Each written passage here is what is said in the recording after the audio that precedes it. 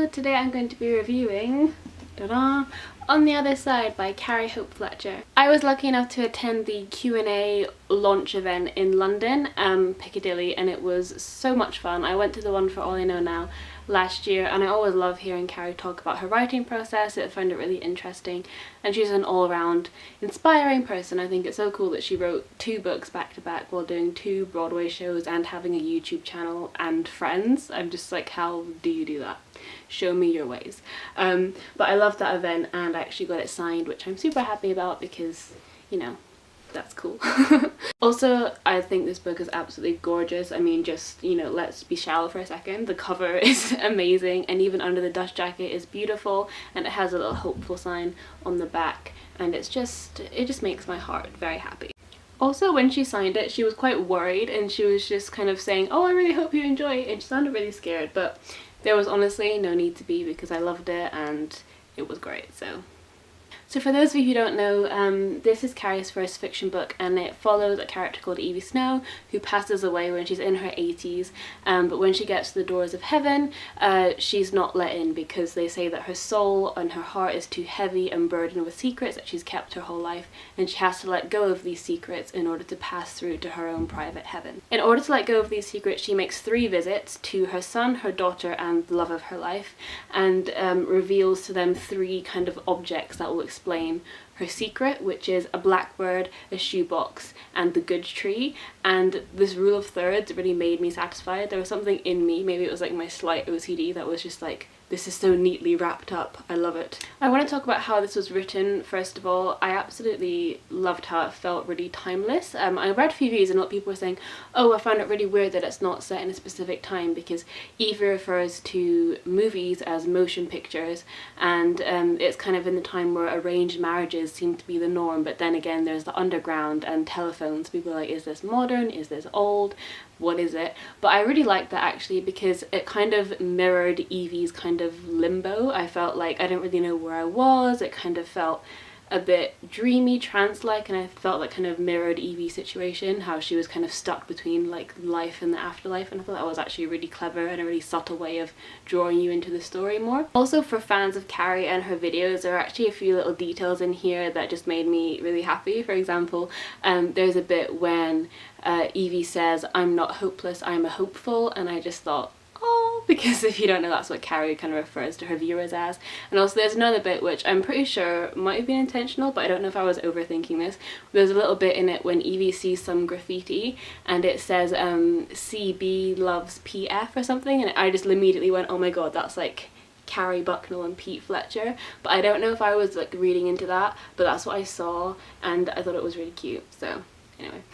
Also, the other thing that struck me was that it was quite similar to All I Know Now, and I know that All I Know Now was non-fiction and this is fiction, but the thing is, in All I Know Now it was very much a storytelling vibe. It was Carrie telling her own stories and anecdotes from her life, and this is kind of a similar thing. It has a very kind of storytelling type narrative, as in like not once upon a time, but it is kind of like that. It tells you like this happens and this happens and this happens, and it's almost as if Carrie is telling the story of this fictional woman called Evie, and it is a very similar kind of style and tone. And so if you liked All I Know Now but are maybe a bit hesitant to read this for whatever reason, I don't know what your reason is, but I would recommend that you read this because I found the writing style to be quite similar.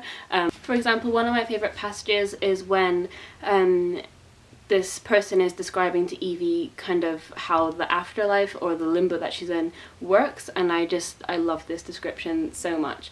So here we go. If life is a full-colour drawing, a beautiful animation, then this place, the afterlife's waiting room, is the tracing paper over the top of that animation. It's close to the original, but not quite the same. It's faded and translucent, like looking at the world through a frosted window. Everyone in this world is neither here nor there. We're certainly not alive, or almost certainly not dead either. I just think that's really beautiful, and I just love that kind of style of writing. Quite simplistic, yet it just captures everything it wants to capture. The other thing that struck me about this was the magical realism, and I have to be honest, it did take me quite a bit of time to get used to it. because I've never actually read a book that was like that, and I actually want to seek more out now. For example, there are two characters, I won't say who because spoilers, that communicate by writing notes on the wings of a dove. And at first I was like, is this a dream? What's happening here? But then I realised it was just kind of accepted into the story, and I thought, okay, so if you just run with it and roll with it and let yourself be swept up by it, you'll love it. If you kind of sit there and go, oh well, that's not realistic, then why are you reading? Because just go with it, it's great. And there are other bits where the magical realism comes in and it just all makes sense, and just go with it, it's great. Another thing that I just had to go with was kind of the love story, which I ended up completely loving, because at first I was a bit like, because I heard there was kind of a, not really a love triangle, but I heard that that was one of the main plot points. And I was really apprehensive because I don't like love triangles. But it's not a love triangle, I assure you, it's not. It's not like these two guys and they're like, I must win her, she is mine. It's very much not that at all. They're these two great people and it's very heart-wrenching, and it's great. You'll love them both and it's not bad at all. Trust me, you're in good hands here. Just go with it. If you just let yourself be wrapped up in the story, it's amazing. It's so good. Ultimately, On the Other Side is a story of love and loss, and making the best out of a bad situation, and just trying your hardest to be positive in life and just do what you think is right, even if that is sacrificing your own happiness. And that sounds quite sad, but it's really beautiful, and I really loved how it was portrayed, and I actually really got attached to these characters, so I highly recommend this book. And my favourite quote from the book is, "You are my single greatest adventure." And I honestly thought that was what reading this book was like. It was just like an adventure, and you got to see so many facets of this one person's life, and I honestly loved that. It was such a well written and engaging narrative, and honestly you could hear Carrie's unique voice and her heart just bursting from every page, and I loved that. And I'm indescribably excited. See, this is why I'm not an author, because I can't speak.